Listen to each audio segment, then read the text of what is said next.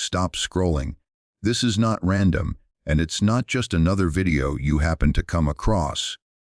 If you're watching this right now, whether you're in New York, California, Texas, Florida, or anywhere across the United States, this moment matters more than you think. Because the truth is, your attention is not accidental. You don't land on something like this unless your awareness is already beginning to shift.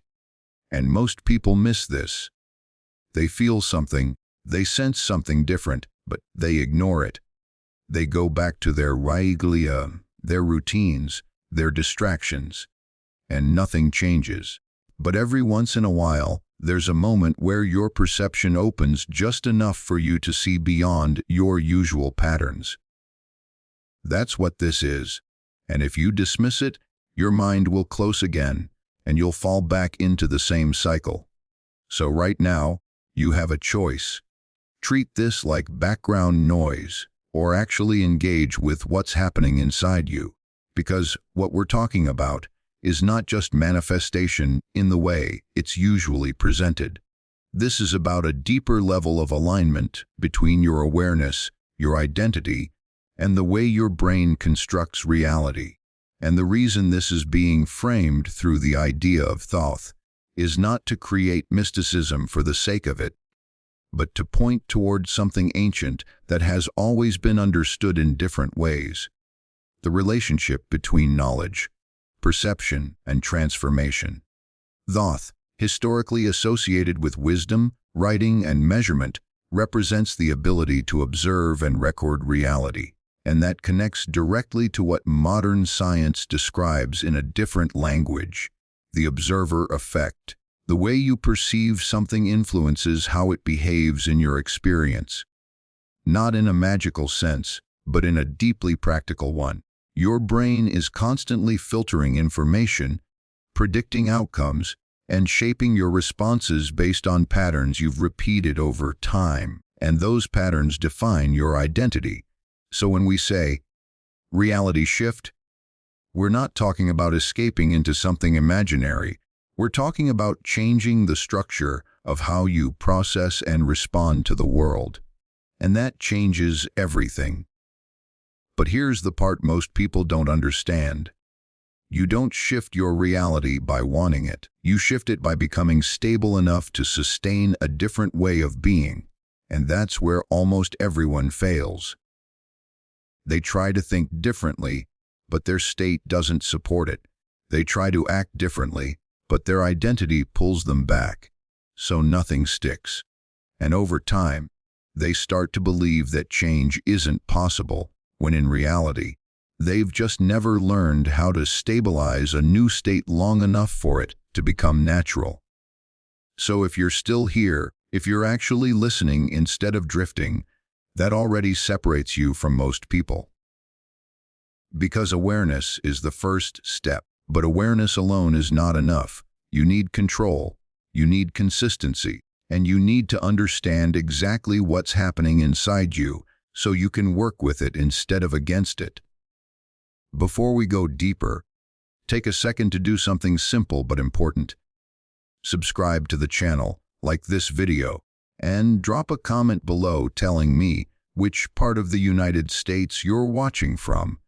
I want to see where the most aware and focused individuals are tuning in from. And at the end of this, if something clicks for you, if you feel even a slight shift, come back and comment, "ACAVIL." Not for me, but as a signal to your own mind that you're not just consuming this passively, you're actually engaging with it.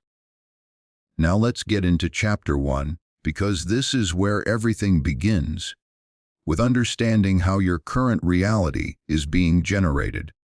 Most people think reality is something that happens to them. They believe their circumstances are external, fixed, and largely out of their control. But that's not entirely accurate. Your experience of reality is constructed internally.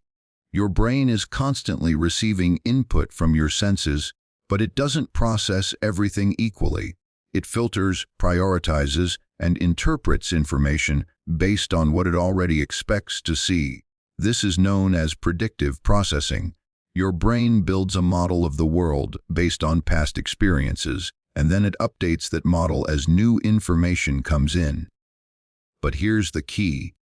If new information doesn't fit the existing model, it is often ignored or distorted to maintain consistency. This means that your perception is not objective. It is shaped by your identity. If you believe you are someone who struggles, your brain will highlight evidence that supports that belief. If you believe you are capable and focused, your brain will highlight opportunities and solutions. The external world hasn't changed, but your interpretation of it has, and that interpretation drives your actions. Your actions create results, and those results reinforce your beliefs. It's a loop. This is why people feel stuck, not because there are no opportunities, but because their perception filters them out. Not because they lack ability, but because their identity doesn't support consistent action. So when we talk about a reality shift, what we're really talking about is interrupting this loop, creating enough awareness to see the pattern and enough control to choose a different response. This is where the idea of the observer becomes critical. In both ancient teachings and modern psychology, there is a distinction between the part of you that experiences thoughts and emotions and the part of you that can observe them. Most people are identified with their thoughts. If a thought appears, "I can't do this. This won't work. I always fail," they accept it as truth. They react to it automatically. But that thought is not your identity. It is a pattern. It is a signal generated by your brain based on past conditioning. When you step into the observer role, you create distance. You see the thought without immediately believing it. And in that moment, you have a choice. You can follow the pattern, or you can interrupt it.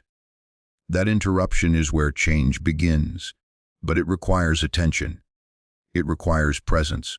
And this is where most people struggle, because their attention is constantly pulled in different directions. Notifications, distractions, habits, they all compete for your focus, and every time your attention is pulled away unconsciously, you reinforce the lack of control. So the first step in this process is training your attention, not in a complicated way, but in a consistent way. For example, you can take a few minutes each day to focus on your breathing, not to relax, but to observe. Your mind will wander. That's normal. The key is to notice when it does and bring it back. Every time you do that, you are strengthening your ability to control your attention. And that ability is foundational. Because if you can't control your attention, you can't control your thoughts. If you can't control your thoughts, you can't control your state. And if you can't control your state, you can't stabilize a new identity.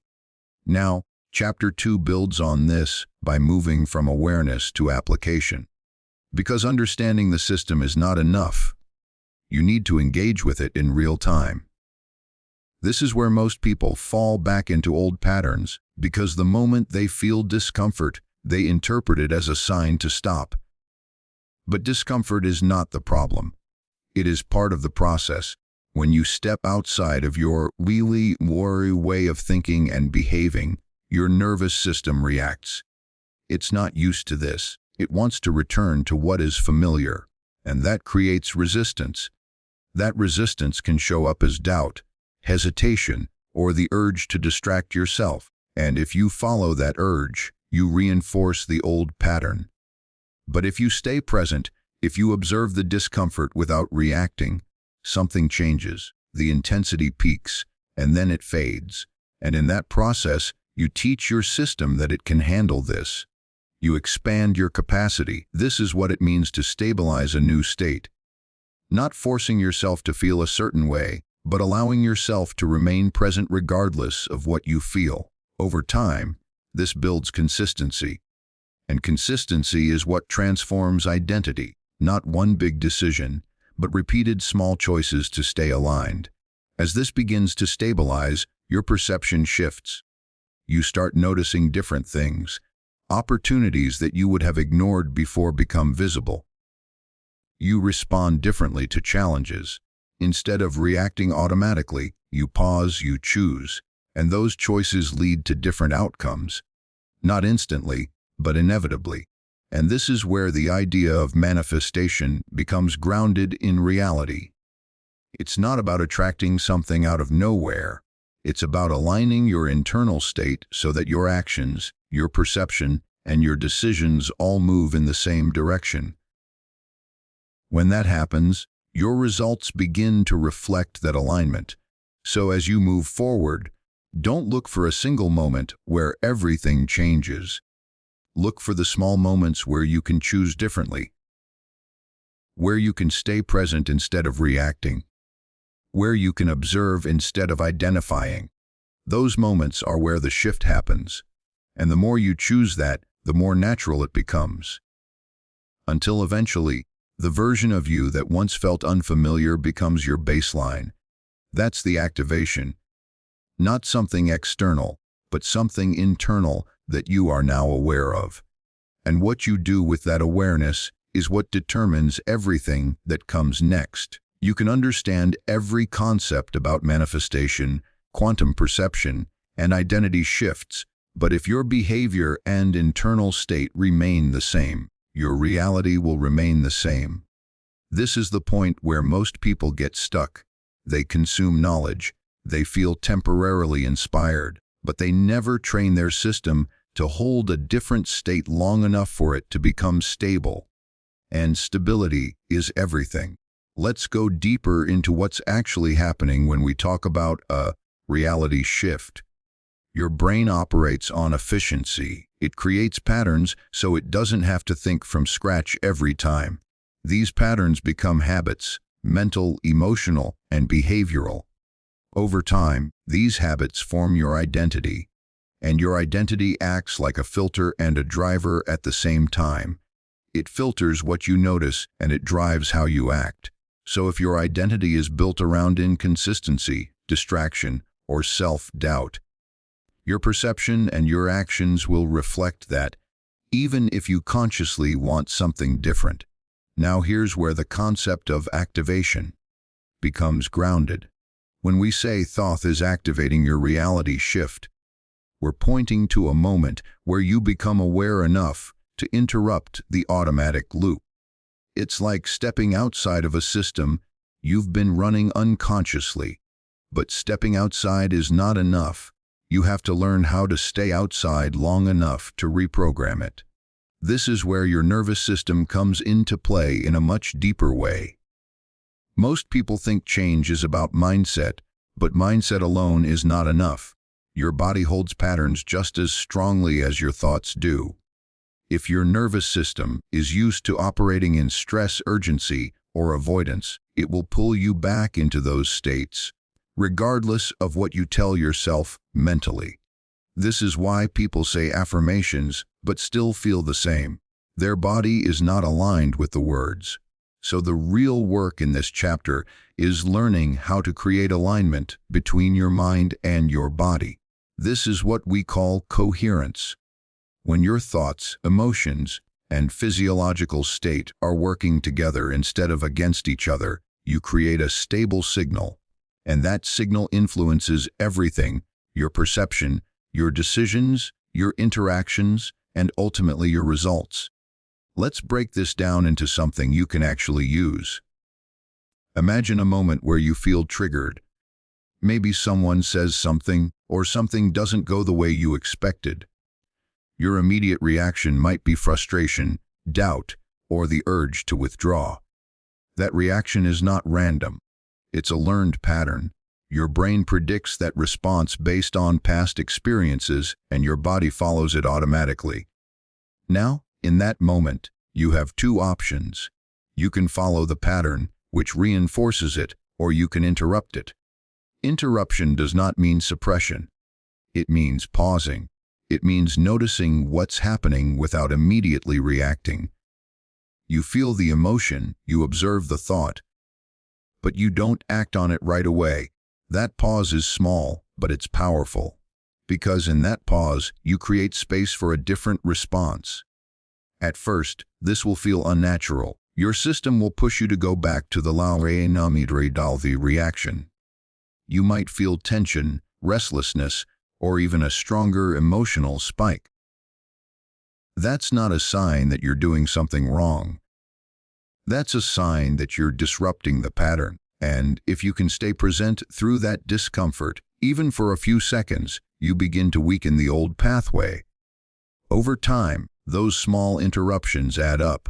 The pattern that once felt automatic starts to lose its grip, and a new pattern begins to form. This is neuroplasticity in action. Your brain is literally rewiring itself based on your behavior. Now, let's connect this back to manifestation in a way that is practical and grounded. When your internal state becomes more stable, your perception changes. You start to notice opportunities that align with your goals. You interpret situations differently. Instead of seeing obstacles as reasons to stop, you see them as challenges to navigate. And that shift in perception leads to different actions. Those actions don't have to be massive. In fact, the most important ones are often small. Consistent effort, clear decisions, follow through. These are the things that compound over time.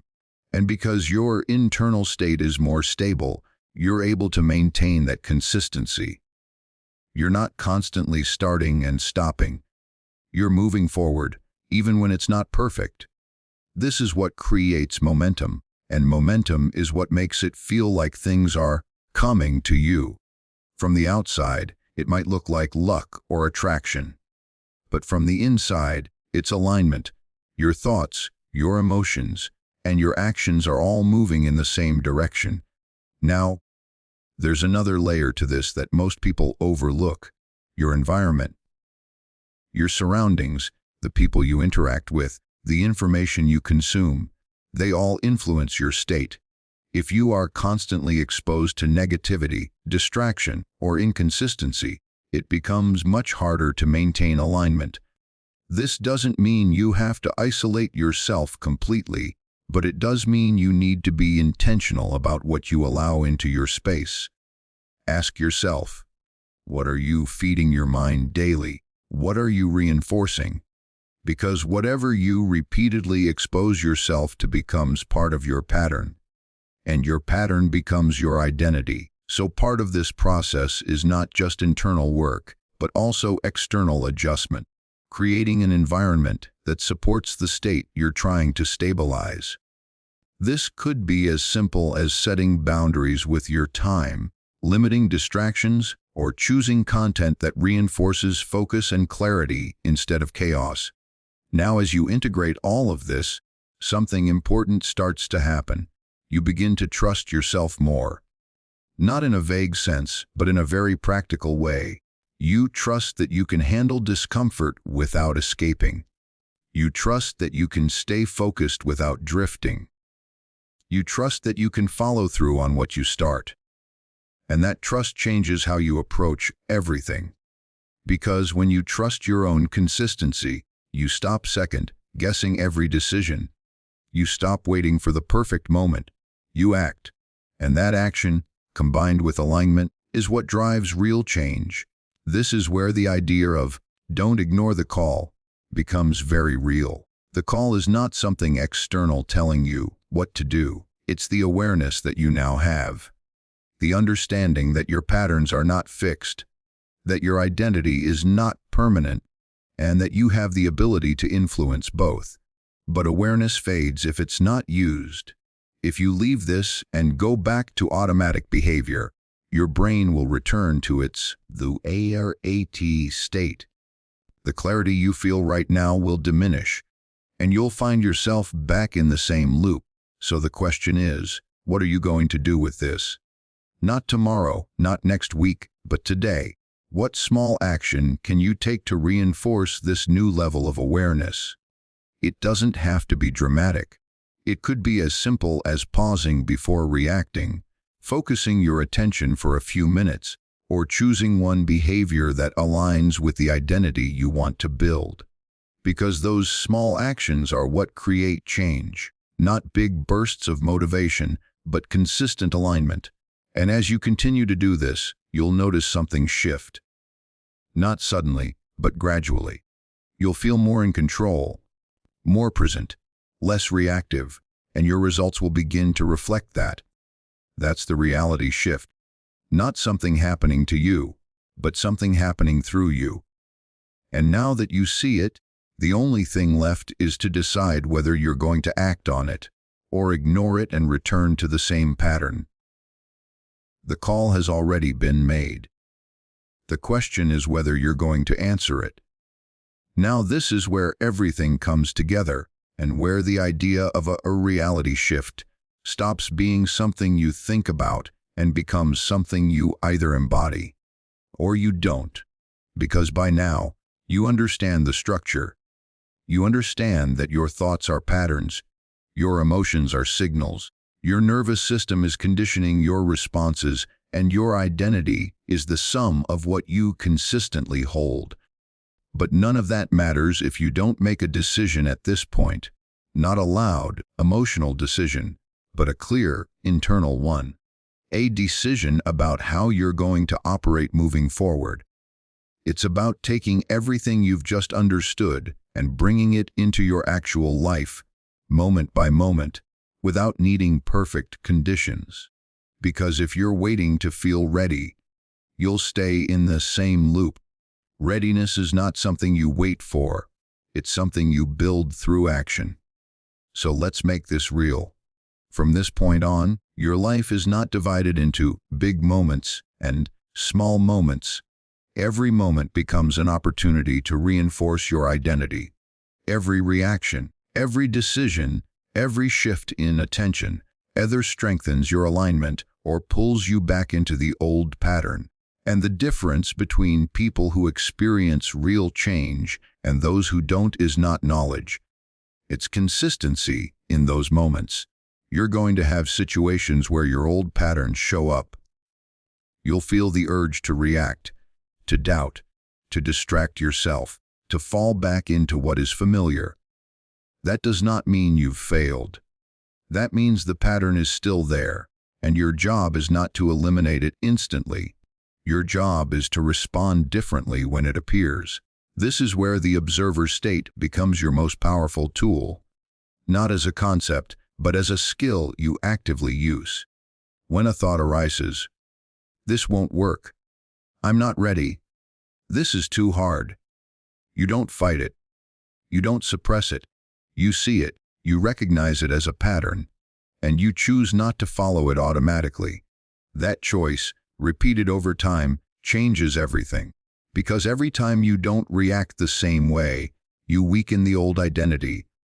And every time you act in alignment with your intended identity, you strengthen the new one. This is how transformation actually happens, not in one dramatic breakthrough, but in hundreds of small, consistent shifts. Now, let's address something important, the idea that desires chase you. This is often misunderstood. It's not about sitting back and waiting for things to appear. It's about alignment becoming so consistent that your actions, your perception, and your behavior naturally move you toward what you want. When that happens, it feels effortless compared to the struggle you experienced before. You start to notice the right opportunities at the right time. You make decisions with more clarity. You follow through without needing constant motivation, and from the outside, it looks like things are coming to you. But in reality, you are no longer blocking yourself with inconsistency.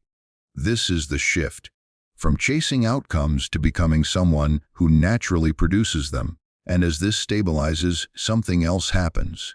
You stop relying on external validation. You don't need constant confirmation that you're on the right path, because you can feel the alignment internally. You trust your process, you trust your consistency, and that trust creates a level of calm focus that most people never experience. Now, this doesn't mean challenges disappear. You will still face uncertainty. You will still encounter obstacles. but your relationship to those challenges changes. Instead of seeing them as threats, you see them as part of the process. Instead of reacting emotionally, you respond intentionally. And that shift alone changes your outcomes. Because most people are not limited by their circumstances, they are limited by their reactions to those circumstances. And once you change your reactions, you change your trajectory. So, as we close this, bring your attention back to the present moment. Not as an idea, but as something you actually feel. Notice your breathing. Notice your body. Notice your level of awareness. Because this is where everything starts. Not in the future, not in some ideal scenario. Right here. The activation you've been hearing about is not something external that happens to you. It's the moment you recognize that you are capable of observing, choosing, and stabilizing your state. It's the moment you stop operating on autopilot and start acting with intention. And this is why the message was clear. Don't ignore the call. Because the call is not coming from outside. It's coming from your own awareness. It's the recognition that you don't have to repeat the same patterns. That you can interrupt them. That you can build something different. But awareness without action fades.